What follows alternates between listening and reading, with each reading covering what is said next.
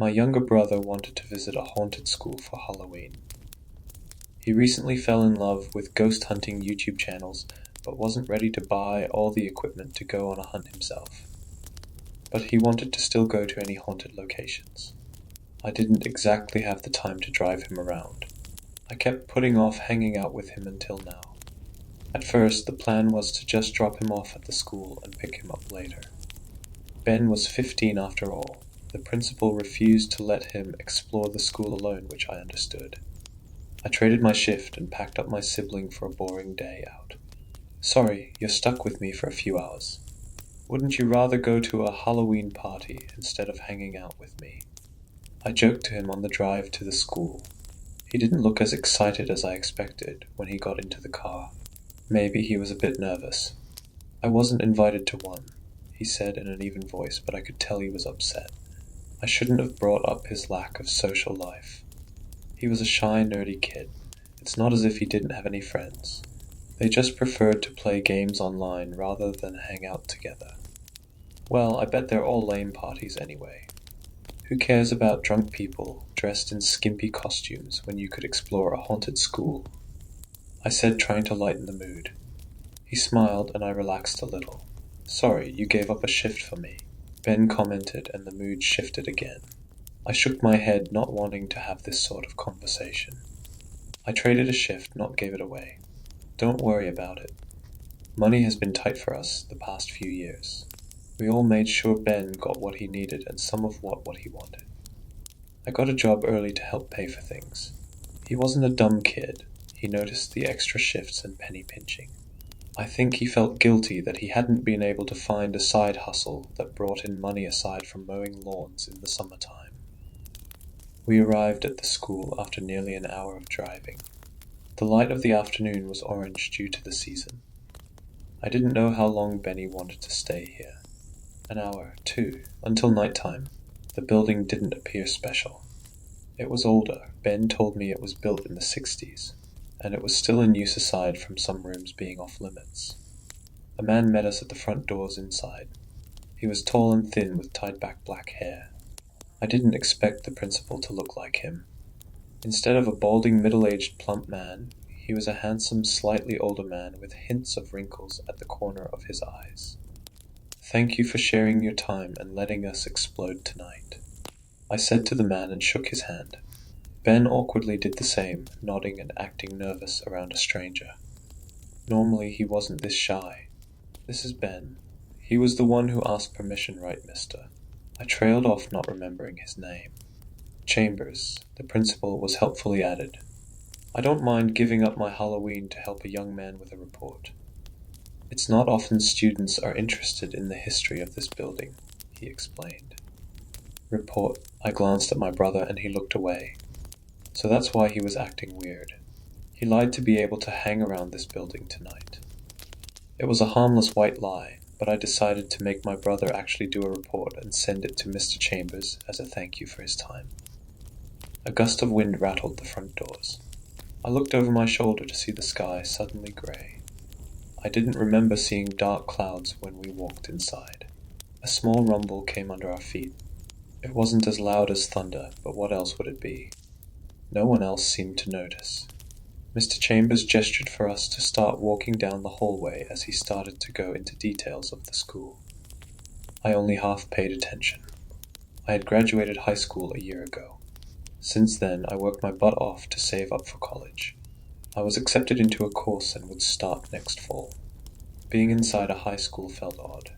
I never expected to be back in one. We stopped in front of a long line of lockers, but oddly enough a door had been removed from one. The metal was dusty from years of neglect. In 1971, 6 students and a staff member went missing. There had been rumors they found the head of one student inside this locker. However, there are no official reports detailing such events. The idea remained causing any student to be assigned the locker to be tormented by their classmates. We removed the door years ago to avoid such bullying, Mr. Chambers said in a calm voice. He was a good speaker. His tone was even and easy to follow. I hadn't looked into any history of the place beforehand. All I knew was the "it might be haunted" thing. I stood behind Ben, and placed a hand on his shoulder, causing him to slightly flinch. I liked teasing him and didn't get to do it very often now. Ben wrote a few things down and took a photo of the locker with his phone. "Sorry, I don't know much about this place. Were the students ever found?" I asked the principal as we walked down the hallway to the next location. "Not all of them," he answered with a slight shrug. "So, they found at least one of them alive, or—" I said, following behind Ben and the man. "Oh no, I meant they found some parts of them." Mr. Chambers corrected himself. Normally, I wasn't affected by ghost stories, but the casual way he spoke about such a gruesome crime made my skin crawl. It bothered Ben as well. Reaching down, I grabbed his sides and made a noise at the same time to make him jump. His face flushed red as his leg kicked out trying to get me. Mr. Chambers smiled, the wrinkles at the corners of his eyes making him appear older for a moment. We finally stopped in front of a locked classroom. A sign had been taped to the door warning people to stay out. Our guide stepped next to the door, ready to dump more information before unlocking it. All photos and reports of the event have been destroyed or lost. All we have left are second-hand accounts of the people who witnessed the gruesome sight that was found on Halloween night in 1972. Mr. Chambers started. "Wasn't it 1971? I spoke up, unable to help myself. Ben glanced at me. The principal didn't appear offended, but was glad to see I had been paying attention.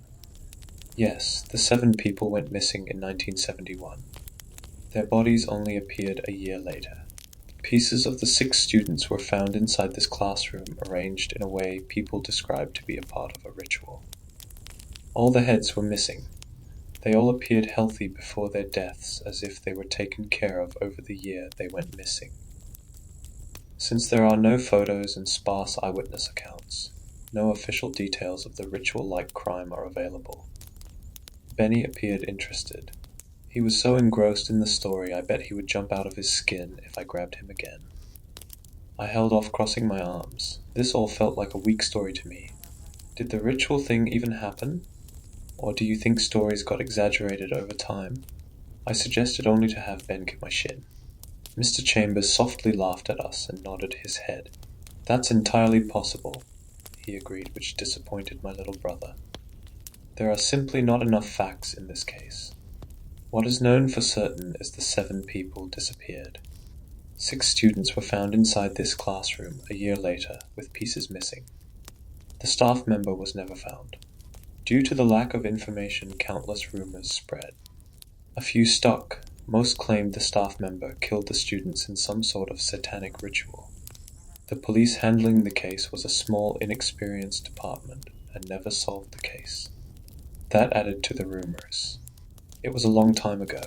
They didn't have computers and all that back then, so I don't blame them for losing records. I heard there had never been a murder in this area, let alone 6. I think I read one of the students was a deputy's niece. He killed himself years later because he could never find her murdered." Ben said, showing off just how much he researched this crime. I wish he put the same kind of effort into his math homework. Mr. Chambers was nodding along, but he looked a little concerned over something. "Was 1971 really that long ago?" he asked, mostly to himself. He didn't look to be in his 50s until I squinted a little. I bet he was having the same kind of crisis I did whenever I heard kids speaking in newer slang. I understood the feeling of suddenly being aware of your graying hair. "Anyway, you'll be able to take photos for your report. I just ask you to not enter the room," Mr. Chambers said, then reached over to unlock the classroom door. For some reason, I felt my heart start beating faster. I unconsciously held my breath, almost expecting to see the still dead bodies of the students trapped inside. It was a silly idea, and yet the mental image didn't leave. A burst of cold, dry air came from the room when the door was opened. Just before Mr. Chambers let go of the handle, a sound echoed down the hallway, causing all of us to jump. A phone rang loud and angry. The older man chuckled over his reaction and told us he needed to answer the phone or call the person back. We assured him we would be fine alone for a few minutes and let him rush down the hallway. Ben raised his phone and carefully started to take photos of the dark classroom. He needed to put his flash on to see inside. The room was empty with the floor warping from years of disuse. The windows had been covered with cardboard. Small cracks of dull grey light came through. Even the blackboard had been removed. "Why are you so interested in this?" I asked my brother. Somehow my voice sounded wrong. It was as if we shouldn't speak next to a place like this. "I don't know, I just—" He started, unsure if he wanted to tell me. I placed my hands on his shoulders, tempted to hug him. He was getting older, so signs of affection like that didn't fly anymore. No matter how old he got, I knew I would always see him as my baby brother. I wondered if he would grow taller than me. Right now I was a head taller than him. I like the idea of people's memories sticking around. We don't know what happened to these people, but we know their names. They're a little sign honoring them and everything. I think it'll be there for years. I had no idea he cared about stuff like that. Was he having a middle-aged crisis before he outgrew his baby face? What made his brain worry about these things? "That's sweet you remember their names," I commented, and he jabbed an elbow into my gut. "Don't call it sweet," he said, annoyed. I smiled, unable to help myself. This poor kid was concerned about so many things, some of which didn't matter. "Why? Because it's not all alpha male," I teased. "Stop," he said, with his cheeks getting red. "In case you didn't notice, we don't come from a very manly bloodline. A light burst of wind could topple all the guys in our family. Embrace being cute and delicate. It's in our blood." I bent down to hug him from behind and tried to rub my cheek against his. I think the last time I smothered him like this, he was 10. He yelled, trying to get out of my grasp. We wrestled for a few minutes, little Benny unable to gain much distance. His foot slipped inside the classroom. He jolted back with such a horrified expression on his face, I thought something was wrong. I let go, concerned over his reaction. Ben's breathing started to get heavy with tears appearing in his eyes. I was confused by the sudden change. "Hey buddy, did you roll your ankle or something?" I asked, wondering if I had been too rough. "No, he stuttered, then took a moment to collect himself. "I just felt wrong. I can't explain it." I patted his shoulder. This place must be getting to him. "How about we leave early? Maybe your blood sugar is messed up or something," I offered. He chewed on his lip, not really wanting to take me up on my offer. Footsteps came from down the hallway. Mr. Chambers came back, unaware of how Ben was feeling. "What are you kids up to?" he asked in a friendly tone. He must have heard our roughhousing from down the hall. The sound carried well in this place. "Mr. Chambers," I asked, my voice suddenly filled with dread, "are we the only ones in this building?" He nodded, confused. "Yes, why?" he asked, staring in our direction, not understanding our change in expression. "Then who is behind you?" He had stopped walking down the hallway when he first spoke. I had noticed a dark shape I assumed to be his shadow until it stood up. My hand flew to Benny's, griping it tight, my body getting ready to run.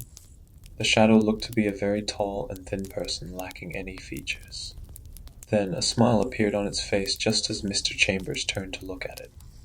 Instead of appearing afraid, he looked almost disappointed seeing such a creature. It was as if he thought we were childishly pranking him. A clawed hand shot out, digging into his stomach. Within seconds, the hand ripping out all sorts of important flesh and organs, spilling them onto the ground. The older man didn't scream or make a sound. His body fell limp into the creature to helplessly be further ripped apart. We were too scared to scream. We just ran. Our shoes hit the floor hard, slipping in places. The shadows followed us. The lockers flew open as countless dark hands shot out, trying to rip at us. Benny tripped. On instinct, I scooped him up to keep running, thanking God we did, in fact, come from a family with the men on the shorter side, making him easy to carry. I saw the front doors and turned to crash into it. My brother was in my arms as I used my back to open the glass doors, heart racing. We should have gotten out. Instead, I found us walking back into the school. Did I get turned around somehow in my panic? I set Ben down and dragged him along to go through the doors again, only to walk back into the school. I screamed in frustration. How was this possible? Okay, so we did see a shadow monster. The front doors magically not letting us outside were no longer out of the realms of possibility. "Windows!" Ben shouted. He took my hand to drag me into a classroom. The far wall was nothing but a line of windows. When we entered the room, desks and chairs started to move, trying to get in our way. We jumped over them, reaching the other side to bang on the glass. I had picked up a chair to smash the window, just as Benny unlocked on and opened it. That worked. I pushed him through first. To my horror, he came tumbling back out through a suddenly open window next to me. I swore a few times using words my little brother had never heard me say before. The activity in the room was getting too chaotic. We got out before getting crushed by some desks. For the moment, the hallway was clear of the shadow hands, giving us a second to regroup. "We can't get out," Ben said in a shaking voice. "They totally did a ritual in 1972. I said, and he furiously nodded, agreeing. "I played this game with a haunted school where you needed to collect the body parts of the students. Maybe we need to do that? Make them whole and we can leave?" He suggested on the verge of a breakdown. "Buddy, that's a game though." The words just slipped out. He made a squawking noise and then spread out his arms, gesturing at the situation we were in. Okay, sure, game logic could make sense. We were dealing with shadow monsters and possessed school equipment. I wish I could say we had a plan. We avoided the shadows and tracked down the body parts to please the restless spirits. I really wish this had a happy ending. Instead, I suddenly felt a white-hot pain in my back, and then the feeling in my legs was cut off. Looking down, I saw my brother splattered with blood. I was scared to death that he had somehow gotten hurt until I glanced at my stomach to see 3 long dark claws coming out from in. Benny started to wail. The claws were ripped sideways, and my body fell to the ground in pieces. I can't even start to describe the pain. I was scared of death, but my last thought before the darkness took over was how I regretted bringing Ben here. I woke up. I should not have woken up. My body jolted, fear and panic clouding my brain. I found myself bound to a chair in the middle of an empty classroom. The boarded-up windows told me what room we were sitting in. Benny was next to me, also tied to a chair, passed out. Thankfully, I didn't see any wounds on him. Slowly his head raised, our eyes met, and he started to scream. He nearly tipped over his chair trying to get away from him. I had been ripped apart in front of his eyes. I don't blame him for the reaction. When you were 6, you left the fridge open all night at Christmas because you wanted Santa to get more food for all the reindeer and bring some back for the elves. I told Mom and Dad the fridge just died overnight so you didn't get in trouble. I said, trying to sound calm. He stopped struggling, eyes wide, trying to decide if he could trust me. Ben assumed I was some sort of monster disguised as his dead sibling instead of the person he cared about coming back to life. "You," he sputtered, holding back more tears. "Go ahead and cry," I told him. I wanted to just hold him and cry too. He quietly sobbed for a few minutes, rubbing his wet cheeks against his shoulders. My heart hurt that he was going through all this, but I was glad he trusted me enough to act more like a kid when we were alone. I felt like when he was with our parents, Benny acted too mature. He needed to just relax once in a while and not worry about what others thought. "I'm sorry if I didn't," he started. "Don't," I cut him off with a stern voice. "This is not your fault. Don't ever blame yourself." Footsteps came from the door as it was opened. A person walked over in front of us. Someone Ben didn't expect to see walking around, but I did. I glared at him with clear hatred. "He's right, it's not your fault." I didn't even know this was going to happen until it did. Mr. Chambers said, his voice sounding cold and distant. "Bullshit," I shouted back. He didn't react. A cold feeling came to the back of my neck. I glanced behind us to see the tall dark figure, its shape flickering. My stomach rolled, making it hard to keep a brave face. A ritual was performed by the school principal back in 1971. The goal was to bring forth dark creatures into this world. Instead, this new layer was created. No one can come in or out unless the layer lets them. No one can die. The ones trapped in here shall forever remain stuck in time, regardless of how much suffering they endure. It seems as if the seal on this place weakened enough to let you two inside. It's happened before, but all the others were able to escape before the seal closed. Bad luck for you too." The older man shrugged, sounding like he was simply telling us the weather and not how we were doomed. Ben's bottom lip started to tremble. This was far too much for him to handle. I strained against the rope, trying to get free of the chair. I couldn't accept this. "There has to be a way out," I shouted, voice raw. Mr. Chambers shook his head, then paused. It was poor acting. He had been waiting to make this offer since he walked into the room. "The seal is weak enough to let one of you leave. The one that remains here will be tormented without any rest or escape. This place is fueled by negative emotions. The more intense, the better. It appears as if I've gotten used to it all. Thus, why it opened up to bring another victim inside." I narrowed my eyes, trying to spot a lie. Mr. Chambers did appear dead inside. He sounded nothing like the person we first met. Benny made a sound, snapping me from my thoughts. "I'll stay," I shouted before my brother could speak. "No," he yelled back, sounding like a child. "I was the one who asked to come here. I should. I'm staying. That's final." I used my best older sibling's voice to shut him up.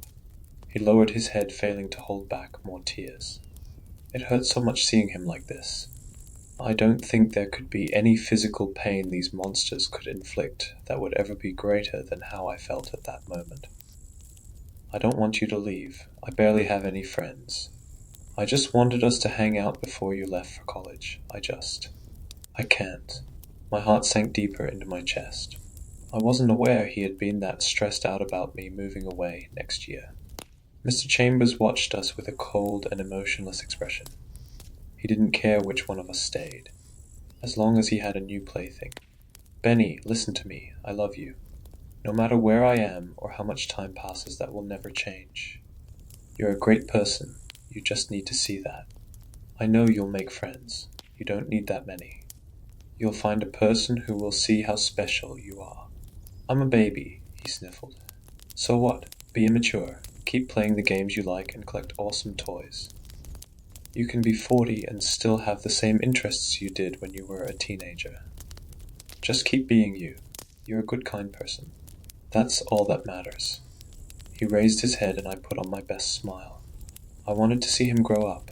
I wanted to watch him get friends and get taller than me. I wanted to hear about his weird interests and cover for him when he got in trouble with my parents. From what I'm hearing, you both would like to stay. I need a clear answer from each of you," the older man said in a stern tone. I nodded at my brother, knowing that he'll be all right without me, no matter how painful of a thought that was. "I'm staying," I firmly stated. "I'm leaving," Benny said, holding back sobs. Mr. Chambers raised his hand and snapped his fingers. That was it. Benny disappeared, as well as the chair I had been sitting on. I fell to the floor, free but still stuck inside the school. "I'll give you a few hours to collect yourself. Then we'll start," he said, and started to turn away. "I want the truth. What's really going on here?" I demanded. Something felt off about his words. I couldn't place it. I knew he had been lying, but about what? He crossed his arms behind his back with a sigh. When he spoke again, he sounded like he had when we first met. My twin was the one who performed the ritual. He wanted an army of monsters under his control because he felt like the world owed him more than what he had. Of course, he botched it all up, leaving me to clean up his mess. I made a deal that would seal away what he summoned in this lair as long as those monsters were fed negative emotions. These creatures cannot be sent back. If this seal breaks and this lair disappears, they'll come into the world to attack innocent victims. He explained, and my head started to swim with questions. "Why didn't you tell us that? How come you let Benny go without the truth?" I asked, somewhat doubting his words. Maybe he was lying to get me on his side for some unknown reason. The shadow monster watched us in the corner of the room. The sharp claws at its side were ready to use when the time came. After a minute, he finally looked over with a tired expression. "There are some sad people in this world. I didn't want this to get out in case they started to come here offering themselves. They may assume since they're already in pain, then they might as well make their suffering mean something." A heavy silence fell between us. I didn't know what to believe. Was this man a victim or the mastermind behind all of this? It looked like I now had a lot of time to try and figure it out. I'm getting out of here. I don't care what you say. I need to get back to my brother. Mr. Chambers looked me over, almost amused at my statement. A sudden thought came to me. Was he here by choice?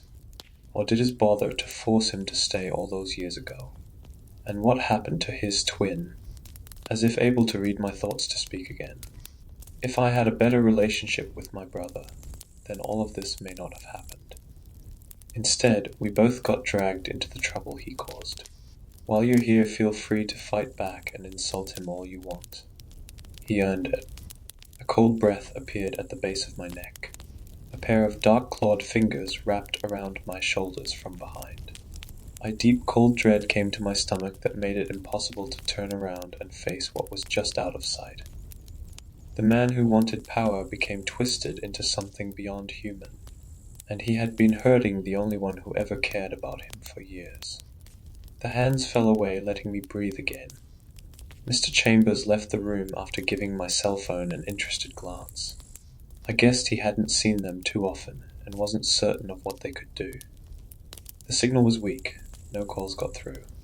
It took a few solid minutes to just load anything. Even if I could contact someone, how can they reach me? Those things are waiting just outside the room. I can hear them. I don't know how much longer I have before they drag me outside to do God knows what. No matter how scared I am or whatever I face, I can't give up. I'll see my brother again someday. I don't care what I have to go through to make that happen.